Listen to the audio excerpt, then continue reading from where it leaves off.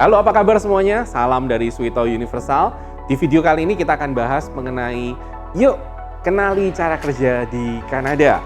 Sebelumnya jangan lupa subscribe, jangan lupa juga nyalakan notifikasinya supaya nggak pernah ketinggalan informasi mengenai studi ke Kanada dan Singapura.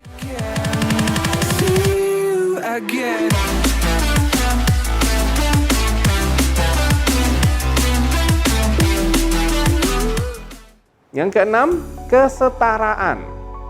Berbicara tentang kesetaraan, itu berbicara tentang apakah kamu pria atau wanita, atau apakah kamu tuh agamanya A, B, C, D, E, atau apakah kamu tuh orang dari Indonesia, orang dari Malaysia, orang dari Kanada, orang dari mana. Itu bicara tentang kesetaraan, karena things like this, they will never see. Mereka cuma fokus ke poin teknis. Mereka nggak fokus ke poin yang lain-lainnya. Kesetaraan itu menyebabkan mereka itu anti rasisme. Jadi, this is about Canada, is kesetaraan. Yang ketujuh, keterbukaan dengan ide baru. Ada satu pertanyaan yang selalu sering ditanyakan di satu meeting, what do you think of this? Dan orang Indonesia selalu sangat susah untuk menjawab pertanyaan-pertanyaan yang what do you think of this? Lebih gampang jawabannya yang seperti gini, A, B, C, apa D? Multiple choice, ya. Atau kalau disuruh jawab benar atau salah. Tapi kalau disuruh menjawab pertanyaan yang what do you think of this? Apalagi yang pertanyaan seperti begini. Perusahaan menjelaskan satu konsep, kemudian perusahaan minta begini. Can you give me your new idea? Because we are running out of ideas how to make it happen. Nah, new ideas. Percaya saya, new ideas is never going to be in 1 second kita langsung ngomong new ideas. New ideas itu pasti kita sudah terlibat di dalam pekerjaannya, kemudian kita sudah ketemu dengan problemnya, atau kita sebagai generasi muda, kita punya gaya sosial media yang berbeda. Kemudian kita bilang gini, in my thinking, I would like to share my new idea. This is the one that I'm thinking. The reason I'm doing this is because ada alasannya. And I've done some survey. This is the survey. Nah, itu mereka happy banget. Happy banget. Kenapa? Karena mereka betul-betul appreciate dengan orang yang mau kasih idenya. Bahkan kalau idemu itu jelek dan nggak masuk akal, mereka tetap appreciate. Cuman mereka mungkin bilang, oh, how to make it happen is probably a little bit more difficult. Paling mereka cuma seperti itu. But mereka akan bilang, wow, thank you very much for sharing your idea. Pasti mereka ngomongnya seperti itu. Jadi jangan takut untuk share your new idea. Kalau kepake, naik pangkatnya cepat. Yang ke-8, target jangka pendek. Jangan lupa di Kanada itu 4 musim.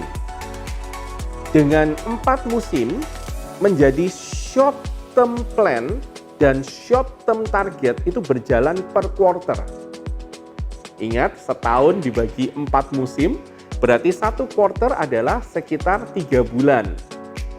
Jangan kaget kalau mereka selalu minta report itu bahkan setiap 1 minggu, kemudian dikompil menjadi 1 quarter.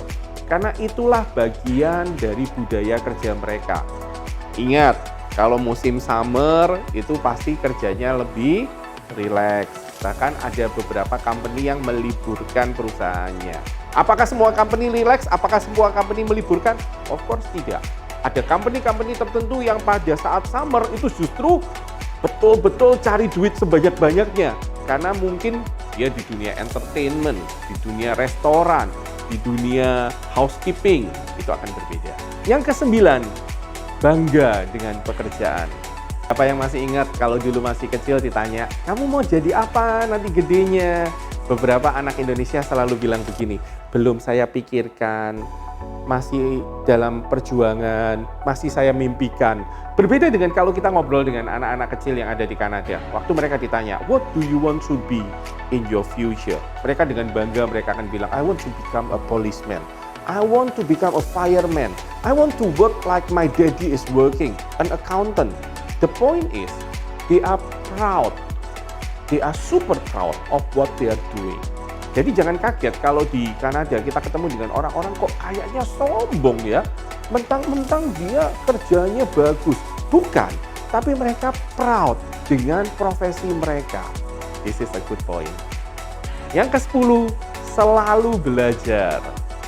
Selalu belajar atau selalu mau belajar atau selalu ingin belajar yang baru, itu salah satu budaya orang Kanada yang menguntungkan buat orang Indonesia. Kenapa? Karena orang Indonesia itu juga suka belajar hal yang baru. Dan jangan lupa, new things is always talking about new technology, new skill, dan also new opportunity. Seseorang yang sudah mentok di satu departemen, pada saat dia belajar sesuatu yang baru, dia bisa masuk ke departemen yang lain atau dia bisa naik pangkat ke level yang lebih tinggi berikutnya. So, learning new things is always fun and positive in Canada. Nah, itu tadi hal-hal yang perlu dilakukan dan dikenali sebelum masuk ke dunia kerja di Kanada.